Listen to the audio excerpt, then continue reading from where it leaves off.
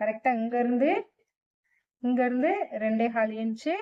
அப்புறம் இந்த டாட்டினுடைய அகலம் வந்து கரெக்டாக 2.5 இன்ச்சு. அதை தான் நான் மார்க் பண்ணியிருக்கேன். மார்க் பண்ணிவிட்டு இந்த நம்ம 3/4 இன்ச்சு மார்க் பண்ணியிருக்கோம் பார்த்தீங்களா, இதில் போய் இதை ஜாயின் பண்ணிடணும். அதே மாதிரிக்கு இந்த சைடு டாட்டுக்கு மார்க் பண்ணியிருக்கோம் பார்த்தீங்களா, நம்ம ஸ்கேல் யூஸ் பண்ணல, எதுவுமே யூஸ் பண்ணலை. அளவு ப்ளவுஸை வச்சு நம்ம கரெக்டாக டாட் பாயிண்ட்டை மார்க் பண்ணிவிட்டு அப்படியே அந்த கேர்வை வந்து வரைஞ்சிரும். இங்கே வரையும் போது நல்லா கொஞ்சம் கேர்வாக கட் பண்ணிக்கணும். இது ரெண்டுக்கும் சென்டர் பாயிண்ட்டை மார்க் பண்ணிக்கிட்டிங்கன்னா உங்களுக்கு ஈஸியாக இருக்கும். 1.25 இன்ச் வரும். இதுதான் சென்ட்ரு.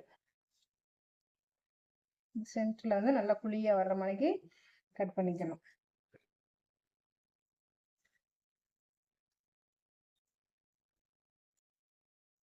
இந்த டாட் பாயிண்ட்ல இணைச்சி விட்டுருங்க.